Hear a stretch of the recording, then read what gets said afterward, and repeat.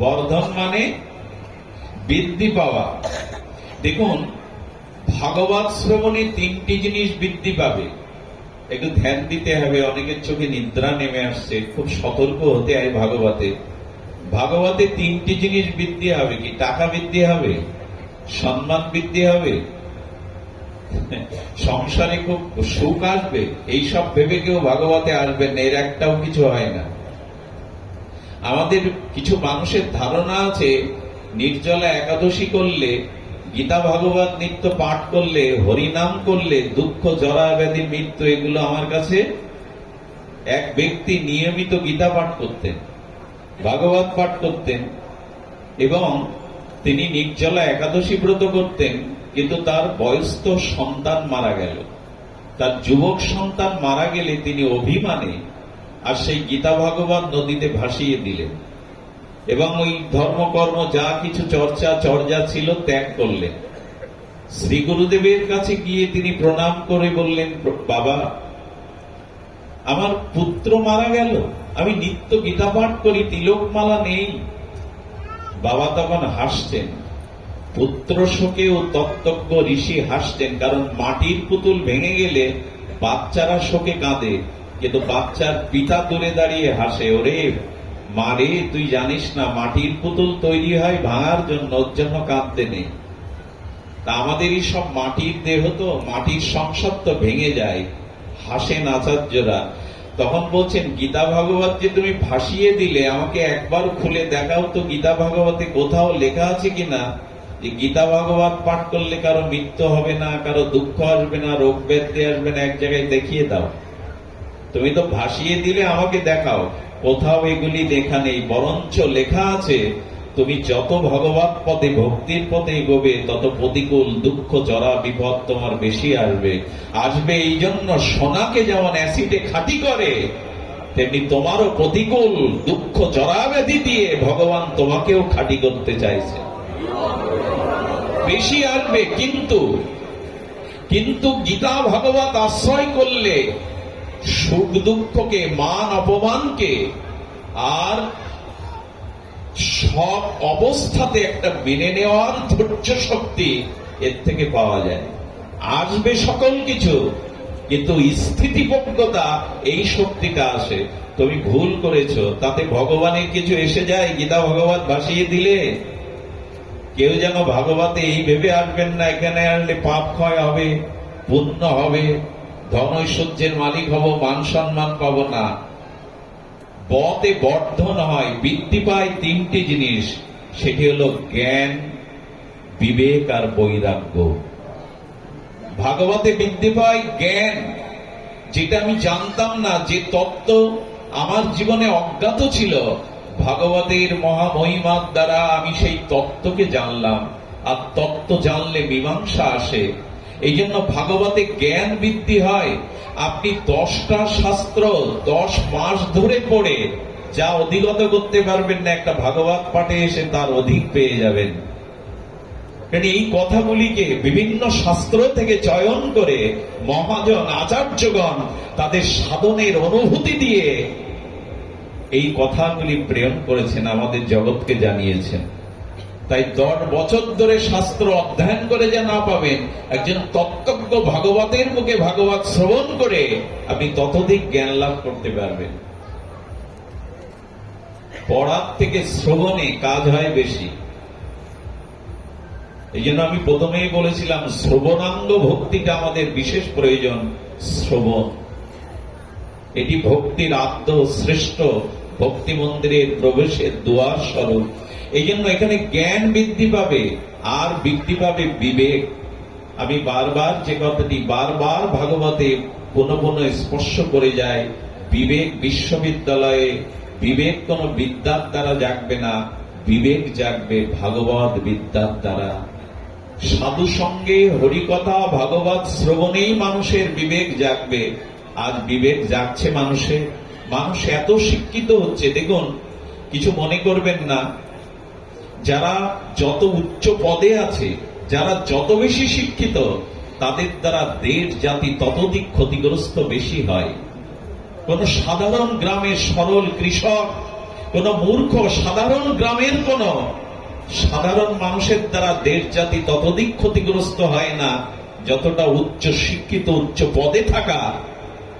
ব্যতিক্রম আছে, ব্যতিক্রম নাই তা নাই, ব্যতিক্রম দু চারজন আছেন, কিন্তু গরিষ্ঠ সংখ্যক এদের দ্বারাই জগৎ ক্ষতিগ্রস্ত হয়। অ্যাটম বম মূর্খরা বানাইছে। এই যে অ্যাটম বম গুলো কারা বানিয়েছে? মারণাস্ত্র। একটা দেশের ৮০ বা ৬০ বা ৭০% একটা দেশের অর্থ আজ অস্ত্রের জন্য ব্যয় করা হয়। সেখানে কি মানুষের অভাব যাবে? বিদ্যা, শিক্ষা, সুচিকিৎসা কি করে হবে? যদি একটা দেশের অর্থটা ৬০%, ৭০% অস্ত্র তৈরির জন্য যায় কিনতে, মানুষের কল্যাণ করবেন কোথায় আপনি? কারা বানিয়েছে এগুলি? যদি বলেন এগুলি দরকার আত্মরক্ষার জন্য, এগুলি এত দরকার না। দরকার বিবেক, দরকার মানবতা। এইগুলি আজ পৃথিবীকে প্রশ্নের সম্মুখীন করেছে। তৃতীয় বিশ্বযুদ্ধ আর হবেটা কি? এক করোনা ৮ গ্রাম ওজন ছিল। বিজ্ঞানীরা দেখেছে মূল করোনাটা সারা বিশ্বে তার ওজন ৮ গ্রাম। করোনা পৃথিবীকে কাঁপিয়ে দিয়ে গেল। বিশ্বযুদ্ধের প্রয়োজন নেই। সামনে যে রোগ, জরা, জীবাণু আসছে, তাতে পৃথিবীর যে লোকক্ষয় হবে, তাতে তৃতীয় বিশ্বযুদ্ধের প্রয়োজন নাই। এই জন্য বললেন বিবেক সাধু সঙ্গে ছাড়া জাগবে না। একজন ডাক্তার যদি সরকারি দেওয়া ওষুধ বেচে ৫ লাখ টাকার বাথরুম তৈরি করে, অশ্বম তৈরি করে, কি বলবেন এদের? একজন শিক্ষক যদি তার কন্যা, তার শিষ্যা, ছাত্রীর দিকে কুহাত বাড়ায়, এদেরকে কি বলবেন আপনি? এই জন্য বিবেক শিক্ষার দ্বারা, জাগতিক ডিগ্রির দ্বারা জাগে না। বিবেক জাগে সাধু সঙ্গ, হরি কথার দ্বারা। এই জন্য মানুষের বৃদ্ধি পায় জ্ঞান, বিবেক, আর পায় ভক্তি। আপনার জীবনে কখনো বিবেক, জ্ঞান, ভক্তি বৃদ্ধি পাবে না যদি শুদ্ধ সাধুকে ভগবৎ শ্রবণ না করে। এই জন্য বতে বর্ধন আর ততে ততে তারণ। এই মৃত্যুময় সংসার, এই সাগর হতে পার হওয়ার জন্য একমাত্র ভাগবতকে আশ্রয় করুন। ভাগবত আপনাকে তরিয়ে দেবে, তারণ করে ওপারে নিয়ে যাবে। আচ্ছা, আপনি ছোট নদী সাঁতরে পার হতে পারেন, আপনি ছোট পুষ্করণী পুকুর সাঁতরে পার হতে পারেন। বঙ্গোপসাগরের কাছে গিয়ে সাঁতরে পার হওয়ার সাহস দেখাবেন? এমনকি ছোট নৌকা পেলেও আপনি পার হতে, মাঝি না থাকলে, জাহাজ পেলেও পার হতে পারবেন না, নাবিক না থাকলে। এই ভাগবত এই মাঝি রূপে, কান্ডারি রূপে, জাহাজ রূপে আপনাকে ওই পারে পার করে দেয়। জন্ম মৃত্যুর ওপারে ভাগবত পারে। তাই ভাগবতই মানুষকে তারণ করে দেয়। ভাগ ভয়াকার গ ব ত, এই ৪টি অক্ষরের মধ্যে কি অপূর্ব!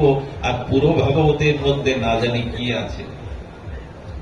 যার নামের মধ্যে এরকম তত্ত্ব লুকিয়ে আছে, না জানি কি আছে। এই জন্য আপনাদের অনুরোধ করব, আমি শ্রবণাঙ্গ ভক্তির কথা বলছিলাম, শ্রবণাঙ্গ ভক্তির কথা বলছিলাম, যে আপনাদের জীবনে ভাগবত শ্রবণ করুন। এই শ্রবণাঙ্গ ভক্তির দ্বারাই আমাদের বিবেক, জ্ঞান, বৈরাগ্য, প্রেম, ভক্তি লাভের উপায়। তবে খুব ধ্যান দিন, তবে যারা শ্রবণে আসেন ভাগবতে, তাদের জন্য 2টি শর্ত রেখেছে ভাগবত।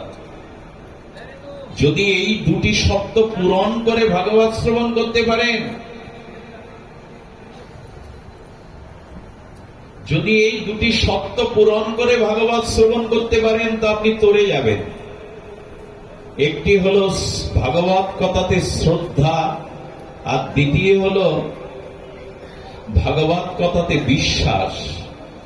এই শ্রদ্ধা এবং বিশ্বাসকে সুদৃঢ় করে যদি ভাগবত শ্রবণ করতে পারেন, তাহলে আপনি তরে যাবেন। সত্য এই 2টি। কিন্তু আমাদের শ্রদ্ধা আসে কই? আমাদের ব্যাকুলতা আসে কই?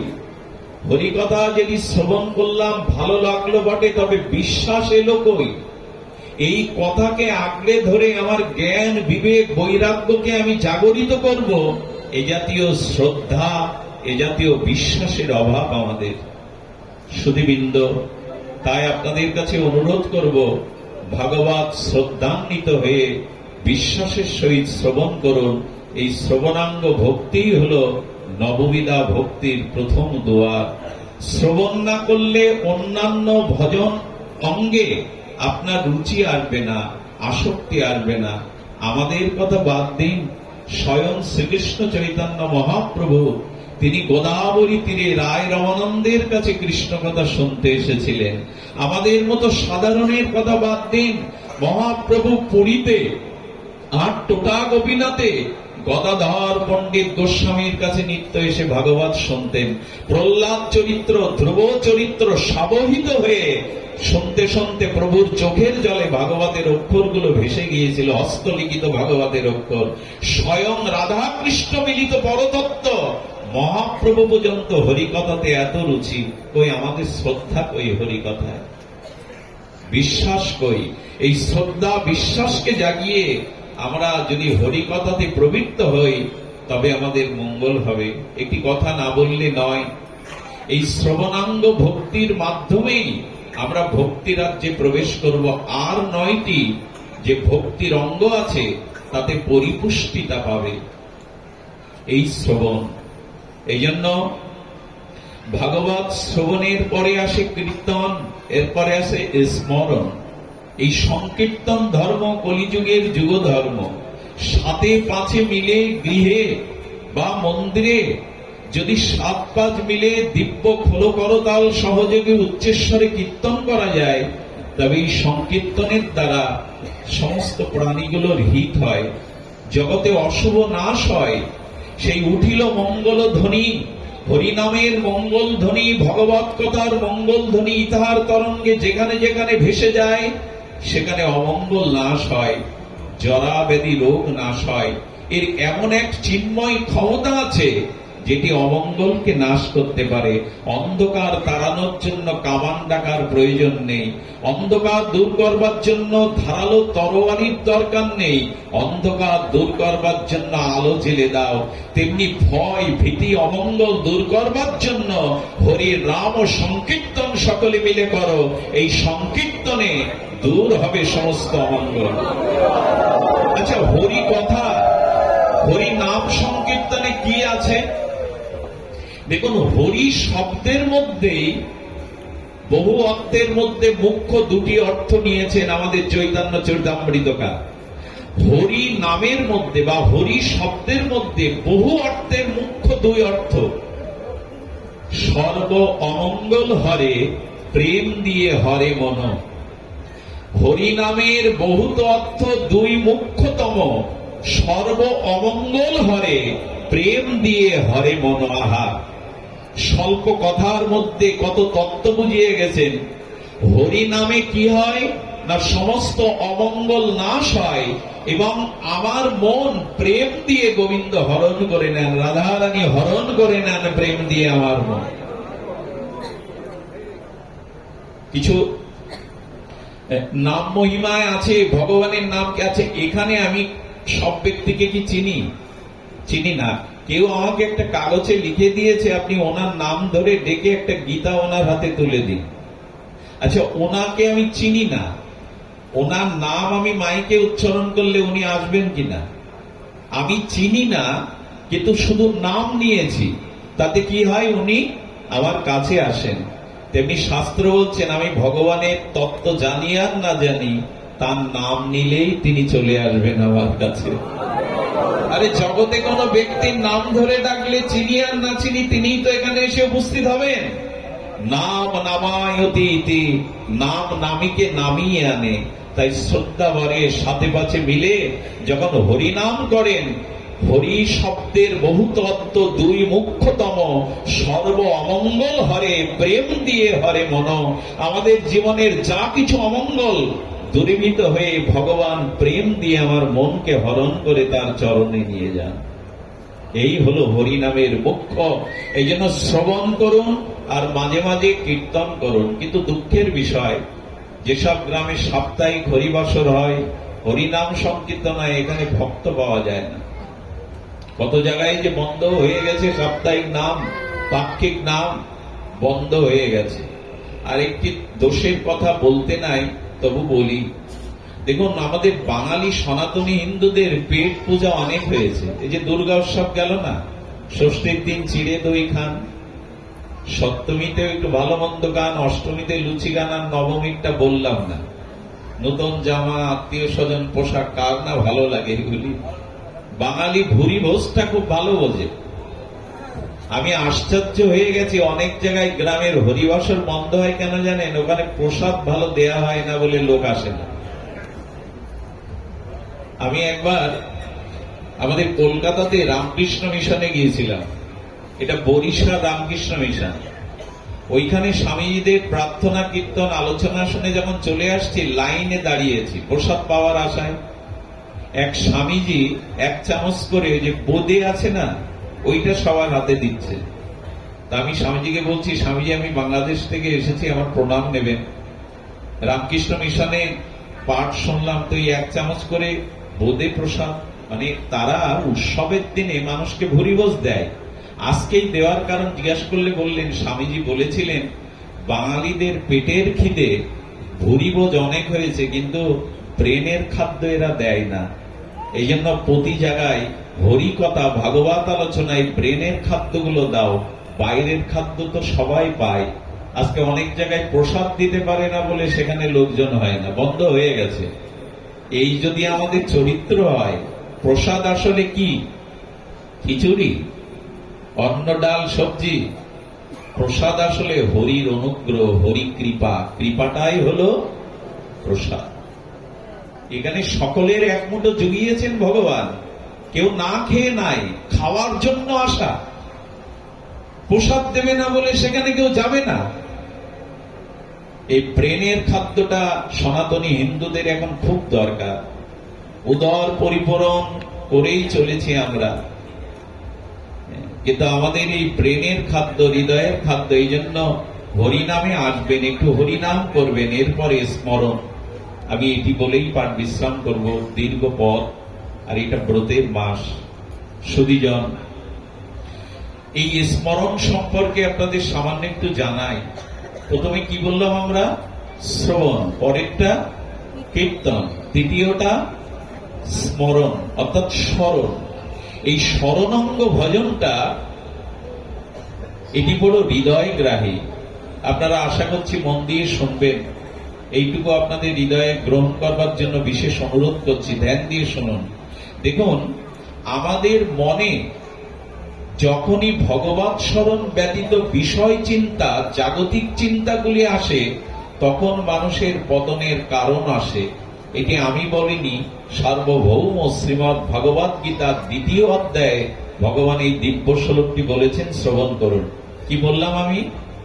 ভগবৎ স্মরণ যখন আপনার হৃদয়ে আসবে না, যদি বিষয় স্মরণ আসে, যদি বিষয় ভাবনা আসে, হরি ভাবনা না এসে, তাহলে পতন কিভাবে হয় তার একটা ক্রমশিরি ভগবান জানিয়েছেন। ধায়ত বিষয়ং পুংসা সংজাত সঞ্জায়িত কামাৎ, কামাৎ ক্রোধবি জায়তে, ক্রোধাৎ ভবতি সম্মোহ, সম্মোহ স্মৃতি বিভ্রম, স্মৃতি বিভ্রম ভ্রমসাৎ, আর ভ্রমসাৎ বুদ্ধি নাশাৎ, বুদ্ধি নাশাৎ প্রাণস্বতি। যেন সিঁড়ি সিঁড়ি বায়ে ক্রমে আমাদের পতন কিভাবে আমরা ডেকে আনি, আমরা কি করে আমাদের জীবনের স্খলন, পতন, অবারিত পতন ডেকে আনি, ভগবান এই শ্লোকে বলেছেন ধ্যায়ত বিষয়ং পুংসা। অর্থাৎ যখনই আপনি ভগবত চিন্তা, জগৎবন্ধু সুন্দর বলেছিলেন হৃদয়কে কখনো শূন্য রেখো না, ওখানে গৌর গোবিন্দের স্মরণ রাখো, শ্রী ভগবানের স্মরণ রাখো। হৃদয়কে কখনো শূন্য রেখো না। আমি বহুবার বলেছি, একটা ইষ্টক অর্থাৎ ইটে যদি প্লাস্টার করে প্লেট বসিয়ে রংচং দেন, ওখানে 5 বছরেও কোনো ছত্রাক জন্মাবে না। কিন্তু যে ইটটা প্লাস্টার করেননি, রং দেননি, ওই ইটের পাশে 6 মাস পরে দেখবেন বাতাসের ছত্রাক গুলো ওখানে জমে গেছে, যায় কিনা? শাওলাগুলো জমে যায় কিনা? পাশের ইটটাতে জমলো না কেন? কারণ ওখানে বসবার মতো জীবাণুগুলো আধার পায়নি, ওখানে আশ্রয় পায়নি। তো যে হৃদয়ে সৎচিন্তা, অন্যের কল্যাণ চিন্তা, ভগবত চিন্তা হয় না, এখানে অসৎ চিন্তার ধ্যান হবে। ধ্যান মানে চিন্তা। ধ্যায়ত বিষয়ং পুংসা, যদি সংসারের বিষয় চিন্তা করতে থাকো তাহলে কি হবে? যে বস্তু ধ্যান করি আমরা, চিন্তা করি, তার জন্য কামনা জেগে যায়। যাকে মনে মনে চিন্তা করছেন, ধ্যান করছেন, ওটি পাওয়ার জন্য বাসনা বা কামনা জেগে যায়। আর যখনই কামনা জাগে, কামনা চাইলেই কি পাবেন? কামনাতে যখন অন্তরায় বাধা আসবে তখন ক্রোধ এসে গেল। আর যখন মানুষ ক্রোধ এসে গেল তখন কি হলো? তার সম্মোহ এসে গেল। যখনই সম্মোহ এসে গেল তখন তার স্মৃতি ভ্রমসাৎ হয়ে গেল। আর যখন তার স্মৃতিশক্তি ভ্রমসাৎ হয়ে গেল তখন বুদ্ধি নাশ হলো। আর যার বুদ্ধি নাশ তার সর্বনাশ বা পতন হয়ে গেল। এর মূলে কি? বিষয় চিন্তা। আহা, ভগবানের এই দিব্যবাণী। গীতা শুধু তুলসী পাতা দিয়ে গেলাম, গীতা শুধু ঘরে রেখে দিলাম, কিন্তু ভগবান বললেন ভগবত চিন্তা, সৎচিন্তা, অন্যের কল্যাণ চিন্তা না করে যখনই তুমি বিষয় ধ্যান করবে, ওই বিষয় পাওয়ার জন্য কামনা জাগবে। কামনা প্রতিহত হলে ক্রোধ জাগবে।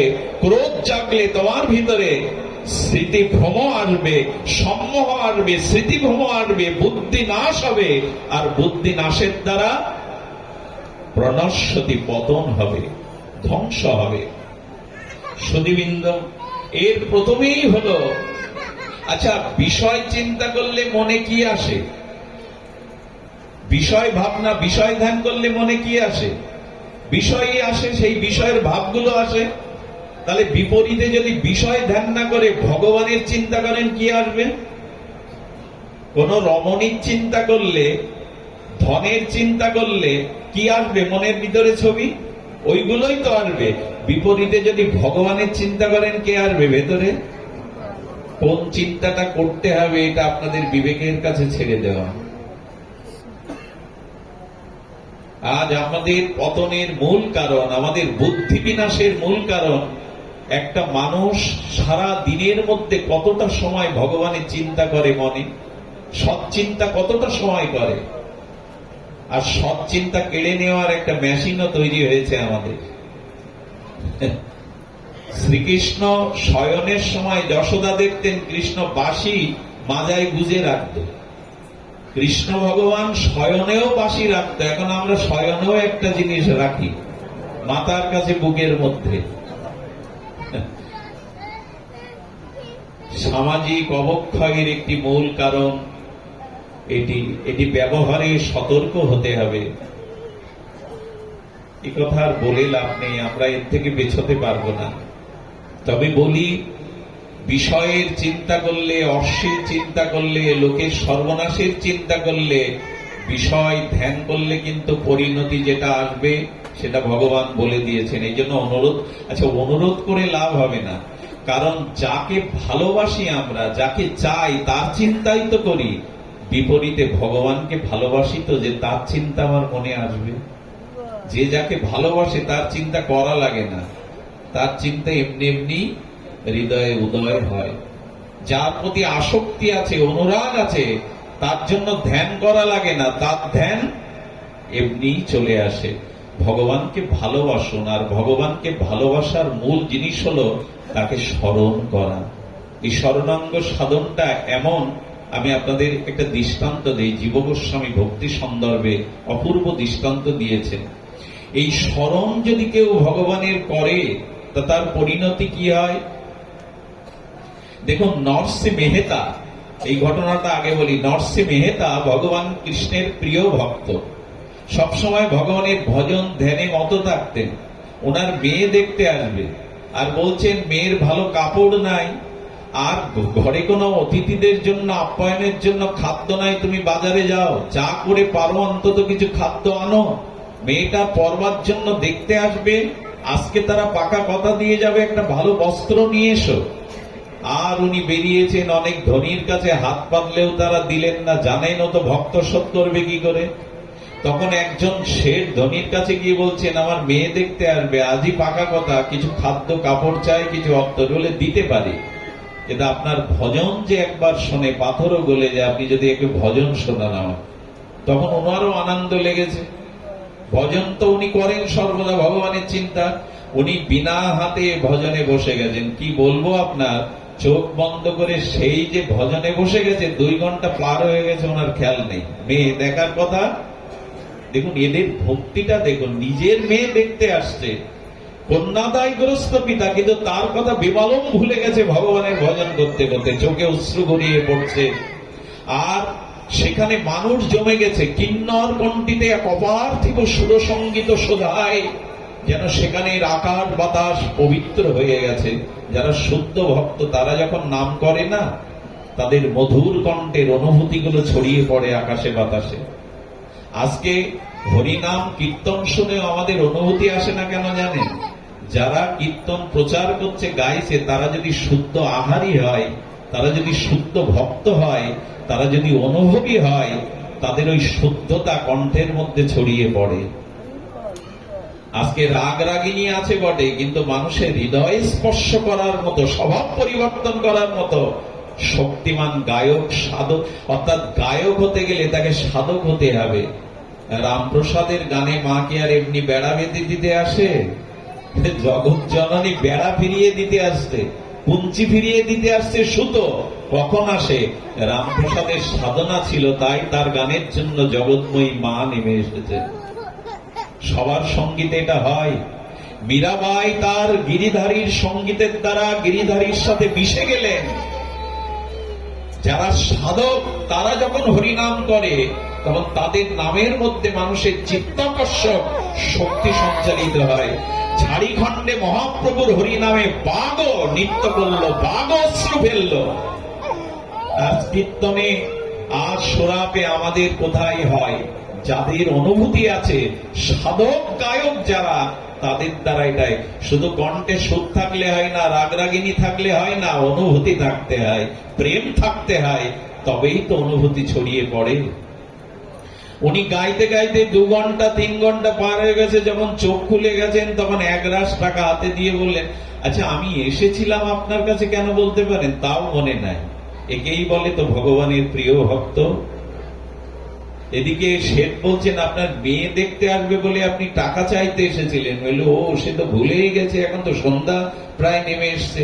উনি ব্যথাতুর মনে, বিফল মনোরথে, কিন্তু বিফল নাই, যে হরিনাম করেছে, ভজন করেছে, মনটা আনন্দে ভরে আছে। যেই গৃহে এসেছে, সঙ্গে সঙ্গে বলছেন, ওগো আগামীকাল ওরা মেয়ে নিতে আসবে, কথা দিয়ে গেছে, আর তোমার দেওয়ার শাড়িটা কি পছন্দ হয়েছে ওদের। ঠাট্টা করছো? ঠাট্টা করছো? তোমাদের কোনো আশা আমি পূরণ করতে পারিনি কখনো, তাই বলে আমাকে ঠাট্টা করছো? আমি ভজনেই তো বসেছিলাম। বলি, ঠাট্টা করছি না তো। আরে তুমি তো এনে এগুলো দিলে, সেই শাড়িটা মেয়ের এখনো পরা আছে, দেখো। তুমি যে খাদ্যগুলো এনেছো, ওটা মুখে দিয়ে ওরা বড় প্রসন্ন হয়েছে। দৌড়ে ঘরে গিয়ে দেখে তার মেয়ের অঙ্গে যে শাড়িটা, ওনার বুঝতে বাকি রইল না। ঠাকুর ঘরে গিয়ে গোবিন্দের সামনে লুটিয়ে পড়েছে। আমি তোমার ভজন করছিলাম, তুমি মাথায় করে দায়িত্বটা বহন করে গেছো। ভগবান চিন্তা করেছে, ও তো আমার স্মরণে আছে, আমার ভজনে আছে, ওর দায়িত্বটা তো আমার নিতে হবে। জগৎ সেবক বহম। এই বেশি দিন আগের কথা নয়, এই কলিযুগেরই ঘটনা, নার্সি মেহতার জীবনে ঘটে যাওয়া ঘটনা। ভগবান মেয়েটাকে ডেকে বলছি, মা রে, মা আজ তোকে প্রণাম করতে ইচ্ছে করছে, কেন জানিস? আমাকে একবার শ্রীগুরু মহারাজ কৃপা করে রাস দর্শন করিয়েছিল। রাসে রাধারানী রঙে এই শাড়িটা পরা ছিল রে। এ শাড়ি নয়, এ সাক্ষাৎ কৃপাময়ী করুণাময়ী রাধারানী রঙের ভসন। আজ ভগবানই তার দুয়ারে। এটা মিথ্যা সংবাদ নয়। একবার নির্ভরতা এনে দেখুন, একবার আত্মসমর্পণ করে দেখুন। অনন্য চিন্তয়ন্তমাং যে জনা পর্যুপাসতে তেষাং নিত্যাভিযুক্ত নাম জগৎ সেবম বহম মহম। আমি বহন করি। এই জন্য ভগবানকে স্মরণ করুন। আমাদের জীব গোস্বামী ভক্তি সন্দর্ভে বলেছে ভগবানকে ভজনা করা যায় 8 ভাবে: লেখ্যা, লেপ্য, মণিময়ী, দারুময়ী, এমনকি মনোময়ীও বলেছেন। একটা অনুরোধ করি, 8 প্রকারের ভগবানের বিগ্রহ অর্চন করা যায়। লেখা, আঁকানো, দারু অর্থাৎ কাঠ দিয়ে তৈরি করা, মণিকাঞ্চন দিয়ে তৈরি করা, আর পাথর দিয়ে তৈরি করা, মৃত্তিকা দিয়ে তৈরি করা, আর মনে মনে ঠাকুরের বিগ্রহ হৃদয়ে গড়া। কিন্তু দুঃখের বিষয় কি জানেন, এই বাংলাদেশে দুর্গাপূজাতে দেখলাম অনেক জায়গায় ধানের ঠাকুর করেছে, কাচের ঠাকুর করেছে, পাটের ঠাকুর করেছে। এগুলো অন্যায়, শুধু অপরাধ নয়, এগুলো অন্যায়। এগুলি দিয়ে ঠাকুর করতে নাই, এগুলো নিয়ম নাই। আজ এই দুর্গাপূজার নাম করে যারা কমিটিতে আছে তাদের না আছে আধ্যাত্মিক অনুশীলন, না আছে মায়ের ধ্যান, না আছে মায়ের অর্চনা। তারা কি করে লোক সংখ্যা ভিড় বাড়াবে। আজকে কাছের ঠাকুর, সন্দেশের ঠাকুর, ধানের ঠাকুর, এগুলো তো শাস্ত্রে বলা নেই। কেন এই অন্যায়গুলি করছেন? কেন শক্তি থেকে দুর্গতি নাশ করতে গিয়ে দুর্গতিই ডেকে আনছেন? এই 8 প্রকারের বিগ্রহকে অর্চন করা যায় ভাগবত বলছেন। ভাগবত আমরা জানলাম বা কোথায়? যাদের হাতে পূজার ভাত দিয়েছেন তারা এর ধারের কাছে নেই। সেসব যুবকরা এখানে এসে বসে না, তারা এগুলি জানতে চায় না। তাদের আমরা ছোটবেলা থেকে এভাবে মানুষ করতে পারিনি, এই শিক্ষা তাদের দিতে পারিনি। এই জন্য ভাগবত অনুশীলন প্রয়োজন, এগুলি জানার। তো উনি এক ব্রাহ্মণ ছিলেন প্রতিষ্ঠানপুরে। সত্য ঘটনা, জীব গোস্বামী ভক্তি সন্দর্ভে এই তত্ত্ব জানিয়েছেন। উনি হঠাৎ একদিন ভাগবতে গেছেন। ওনার এত অভাব যে অভাবের কারণে ভগবানের একটা ভালো সিংহাসন করতে পারেন না, ভোগরাগও দিতে পারেন না। একটু জল তুলসী যা হয় পান দেন। তো একদিন ভাগবতে গিয়ে বলছেন ভগবানকে মনোময়ী রূপে অর্চন করা যায়, আর বলছেন মানস উপাচারে ভগবানকে ভোগ লাগানো যায় মনে মনে। আরে এই কথা কেন এতদিন জানিনি? ভাগবত শ্রবণে গিয়ে বাড়িতে গেছে আগ্রহ করে। মনে মনে মন্দির করা যায়, মনে মনে ভগবানের বিগ্রহ তৈরি করা যায়, মনের উপাচারে তাকে সেবা দেওয়া যায়। এই কথা দৃঢ় বিশ্বাস করে পরের দিনে স্নান করে তিলক করে বসে গেছে, আর মনে মনে মন্দির তৈরি করছে। তো বলে মনে মনে যখন মন্দির তৈরি করব, ইট দিয়ে করব কেন, মণিমাণিক্য দিয়ে করি। মনে করতে আর দোষ কোথায়? আহা, মনে মনে মন্দির নির্মাণ করেছেন, মনে মনে স্বর্ণ সিংহাসন তৈরি করেছেন, মনে মনে লক্ষ্মী নারায়ণকে উপাসনা করতেন, ওখানে মনে মনে বসিয়েছেন। আর মনে মনে তাদের সুন্দর করে শৃঙ্গার করেছেন, সাজিয়েছেন। আর প্রসাদ কি দেবেন? মনে মনে দুগ্ধ দিয়ে ক্ষীর তৈরি করতে শুরু করেছেন। সপ্ত মনে, মনের দুধ, মনের আগুন, মনের ক্ষীর প্রস্তুত করছেন। ওর গন্ধ পাচ্ছেন মনে মনে। ক্ষীরটা যখন আস্বাদন হয়ে গেল, আস্বাদিত হলো, ওইটা একটা স্বর্ণ থালায়, থালা যদি দিতে হয় মনে মনে স্বর্ণ থালায় দেব, স্বর্ণ গেলার স্বর্ণ থালায় দিয়েছে। কিন্তু দেখছে ওটা সেবা উপযোগী নয়, তপ্ত গরম। এই জন্য শীতল করার জন্য পাখা দিয়ে মনে মনে বাতাস দিচ্ছে, সেবা উপযোগী করবার জন্য, শীতল করার জন্য। দিতে দিতে আঙুল দিয়ে দেখতে গেছে যেটা সেবা উপযোগী শীতল হয়েছে কিনা। যেই দেখতে গেছে মনে মনে, আঙুলে ছেক খেয়ে পুড়ে গেছে। আঙুলে যেই ছেক খেয়ে পুড়ে গেছে, বাইরের আঙুলে ওনার জ্বালা শুরু হয়েছে। আমি গল্প শোনাতে বসিনি আপনাদের। জীব গোস্বামী বাদ প্রতিষ্ঠানপুরের এই ব্রাহ্মণের যখন আগুন জ্বালা করছে, তখন বৈকুণ্ঠের নারায়ণ হেসে ফেলেছেন। কমলা দেবী, লক্ষ্মী দেবী ভেবে বলছেন, আপনি হাসছেন কেন প্রভু? বলে, আমার ভক্তির, আমার ভজনের মহিমা দেখো। এক দরিদ্র ব্রাহ্মণ, তার সামর্থ্য নাই, তাই মনে মনেই আমার মন্দির করে বিগ্রহ করে মনে ক্ষীর দিতে গিয়েছিল। আর আমার ভক্তির মহিমা দেখো, সেই ক্ষীর গরম কিনা, শীতল হয়েছে কিনা, সেবা উপযোগী দেখতে গিয়ে ওই মনের ক্ষীরের মনের আঙুল, আচ্ছা ওখানে আঙুলটা দিয়েছে মনের না বাইরের, কিন্তু বাইরের আঙুলটা ছেক খেয়ে জ্বালা করছে। আমার ভক্তির কি মহিমা দেখো লক্ষ্মী। আহা, ভক্তি জগৎটাই বাস্তব। এই জগতে মনে মনে জগতে কিছু করলে হয় না, কিন্তু মনে মনে ভগবানকে। আচ্ছা, মনে মনে টাকার চিন্তা করলে ধনী হওয়া যাবে? মা একটু কথা বলুন। যাবে কি? আচ্ছা, মনে মনে বাজার করলে বাড়ি বাজার আসবে তো? আপনি যদি স্ত্রীকে বলেন কাল পাঠে শুনে এসছি, মনে মনে যা স্মরণ করা যায় তাই ভগবান পূর্ণ করেন, তা আজ আর বাজার করবো না, মনে মনে বাজার করব, তাহলে আর অন্য আপনার মুখে উঠেছে। আচ্ছা, সন্দেশ সন্দেশ জপ করলে জিহ্বায় মিষ্টস্বাদ পাবেন? তৃষ্ণার্ত ব্যক্তি জল জল বলে চিৎকার করলে তৃষ্ণা নিবারণ হবে? কেন হবে না? তো ভগবান ভগবান করলে ভগবান পাবো কেন? মনে মনে ভগবানের সেবা লাগালে ভগবান মনে মনে গ্রহণ করবে কেন? এই কথার তো যুক্তি থাকতে হবে।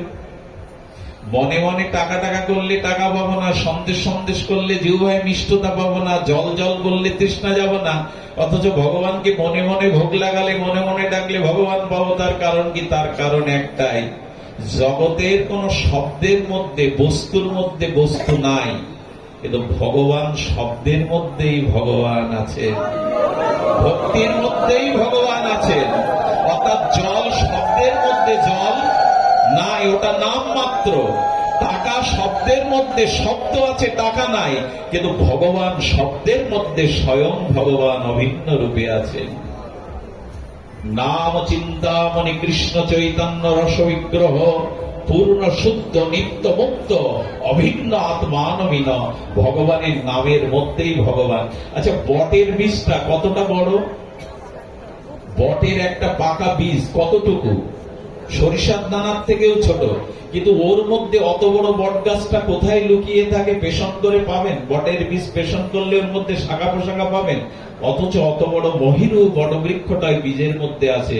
তেমন ভগবানের নামের মধ্যেও ভগবান স্বয়ং প্রকাশ আছেন। এই জন্য ভগবানের কিছু চিন্তা করলে সেটা বাস্তবে হবে, টাকার চিন্তা করলে টাকা পাবেন এটা হওয়ার কথা নয়। সুধীজন, এই জন্য বললেন আমার ভক্তির মহিমা দেখো, ওর হাত পুড়ে গেছে। লক্ষ্মী দেবী বললেন, প্রভু যে ভক্ত মনের খিরে হাত পোড়ায় তাকে আমার একটু দেখতে ইচ্ছে করছে। তো তখন বলছে বিমান পাঠিয়ে দিয়ে আনো তাকে, বৈকুণ্ঠে রথ দিয়ে তাকে আনো। কিন্তু বৈকুণ্ঠে যাওয়ার একটা শর্ত আছে, জানেন? কি অদ্ভুত কথা গুরু মহারাজ ব্যক্ত করেছেন। বৈকুণ্ঠে যেতে গেলে এই মরণশীল শরীরে যাওয়া যায় না, ওখানে চতুর্ভুজ নারায়ণের পরিকার হয়ে তবে বৈকুণ্ঠে প্রবেশ করা যায়। কিন্তু ওর দেহ তো দেহই আছে, চতুর্ভুজ